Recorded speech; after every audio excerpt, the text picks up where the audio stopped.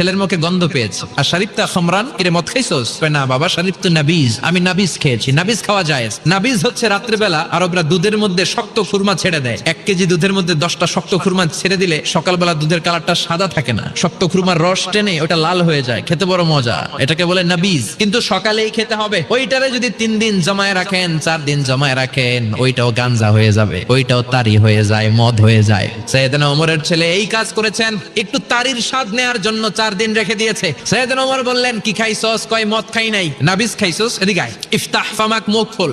হা করার পরে মুখের সামনে নাক নিয়ে গন্ধ দেখে মদের গন্ধ, কলারটা ধরে মসজিদে নববীতে নিয়েছেন।